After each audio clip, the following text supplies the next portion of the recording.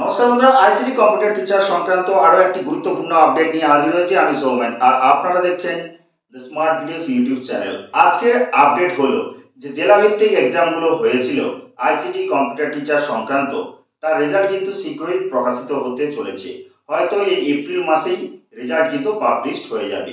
আমরা বিভিন্ন সূত্র মারফত জানতে পেরেছি, বিভিন্ন যে আইসিটির যে যারা দায়িত্বে আছেন তাদের কাছ থেকে আমরা খোঁজ নিয়েছিলাম যে রেজাল্ট কিন্তু শীঘ্রই পাবলিশড হয়ে যাবে।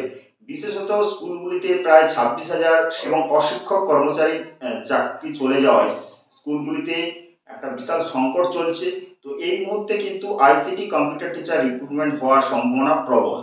যারা পরীক্ষা দিয়েছিলেন তারা অধীর আগ্রহে অপেক্ষা করে আছেন এবং অনেকেই কমেন্ট করেছেন যে দাদা রেজাল্ট কবে পাবলিশড হবে, সেই সংক্রান্ত কিছু আপডেট থাকলে অবশ্যই আমাদের জানান।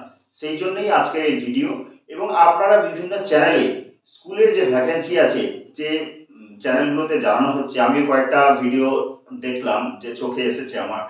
তো অ্যাকচুয়ালি স্কুল লিস্ট কিন্তু এইভাবে থাকলে ওই স্কুলগুলিতে আইসিটি স্কুল প্রজেক্ট আছে যে লিস্টগুলো দেখানো হচ্ছে, কিন্তু যে স্কুলগুলিতে হাজারের ওপর স্টুডেন্ট আছে, একজন করে আইসিটি ইনস্ট্রাক্টর আছে, সেই স্কুলগুলিতে বিশেষ করে আইসিটি স্কুল প্রজেক্ট আবার চালু হতে চলেছে এবং এক্সট্রা একজন আইসিটি ইনস্ট্রাক্টর রিক্রুটমেন্ট হবে। তো সেটা 1 থেকে 6 ফেজে যে সকল স্কুলগুলিতে কিন্তু হাজারের বেশি ক্যান্ডিডেট আছে সেই স্কুলগুলিতেই দ্বিতীয় করেই আবার আইসিটি ইনস্ট্রাক্টর রিক্রুটমেন্ট হতে চলেছে।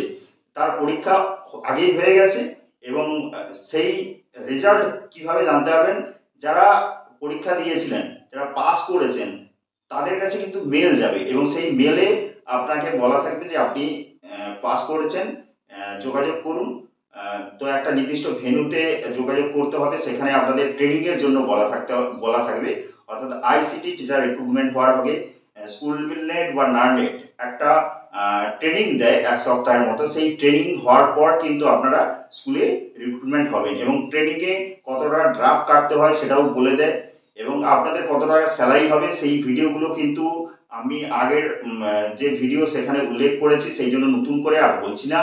আজকের ভিডিওতে এইটাই ছিল ছোট্ট আপডেট। এইরকম যদি আরও কোনো আপডেট আসে অবশ্যই আপনাদের জানাবো।